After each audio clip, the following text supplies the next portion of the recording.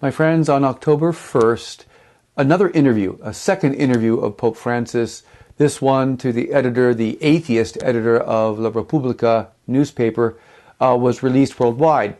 And I think there was a lot of misunderstanding that came with this in light of the fact that here the Pope is once again leading by example. He's reaching out. This is what Jesus does and did and what he wants us to do. To go across the barriers of society and reach out to those and dialogue with those who perhaps we would not typically see as friends. But in fact, that's what Pope Francis does. In fact, this atheistic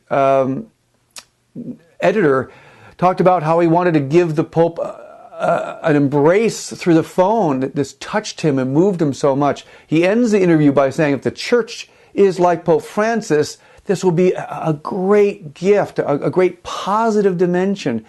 He comes away, the atheist interviewer now, with just a greater appreciation and love and respect for the Holy Father.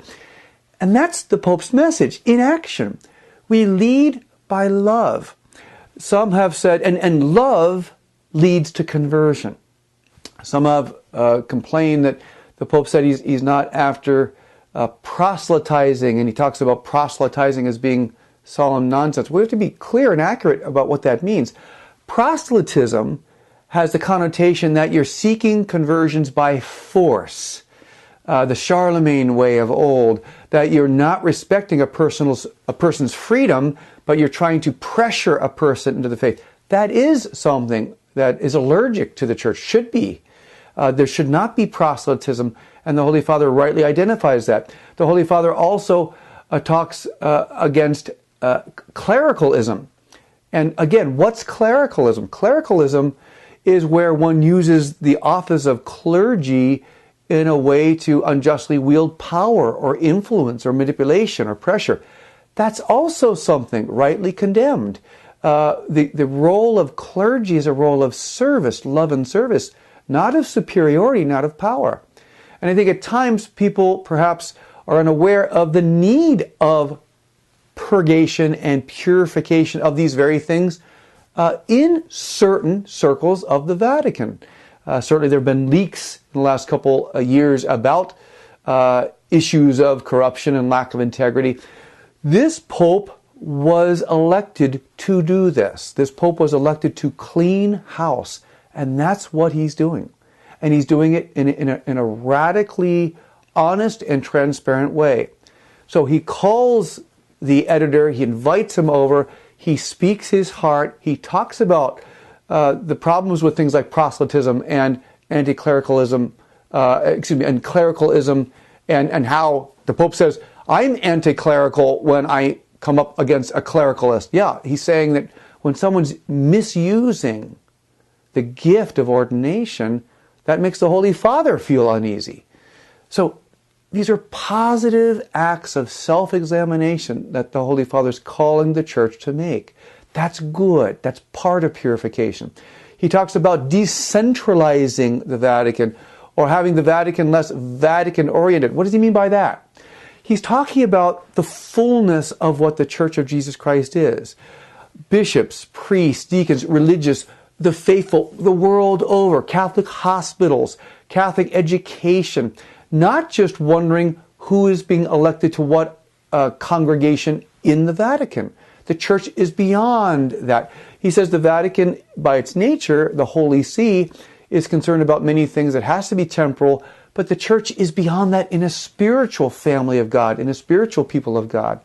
Of course, he's not going to be doing away with the Vatican and with authority. This is necessary. But decentralizing means, in the spirit of Vatican II, in the proper spirit of Vatican II, collegiality.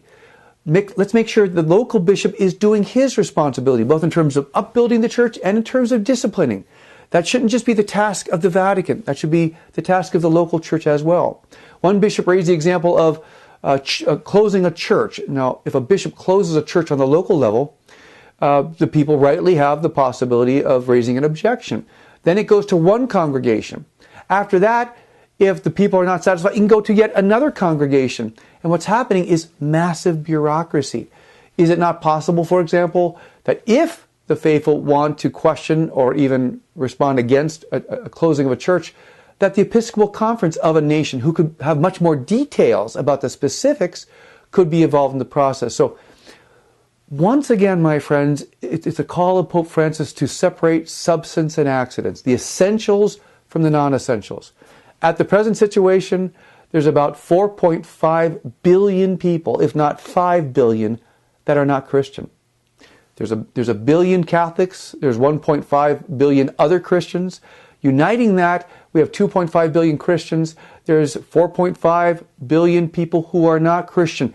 Pope Francis is seeking to keep the Catholic essentials in a new, approachable package.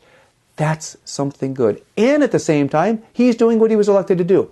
He's cleaning house. He's purifying the Vatican of elements of anything close to clericalism or power in office that does not please Jesus. Once again, as I said after the first interview, stay with Pope Francis. Appreciate his reaching out. See that through the dialogue of love, conversion happens. But if you approach someone and says, my goal is to convert you, there's a blockade. This is not the way Jesus did it. This is not the way we should be doing it. But of course we're after souls. Of course we seek all to accept Jesus. That's why Pope Francis is also launching the new evangelization with a similar type of love and concern. Now, we're in the month of October. This is the Rosary month. I ask each of you, pray the Rosary in a special way. Pray a Rosary for Pope Francis and for a proper understanding of what he's doing for the love and the beauty of the Church, also the necessary purification of the Church, and how that will impact the world. Use the powerful prayer of Our Lady and the Rosary to assist Pope Francis in bringing the Church into its full beauty and splendor. Let's follow the Vicar of Christ. Let's follow our Peter. Let's ask Our Lady to assist his mission and our understanding of his mission and the ultimate promulgation of the truth of Jesus Christ for all. It's Dr. Mark Miravalle saying thank you. God bless you.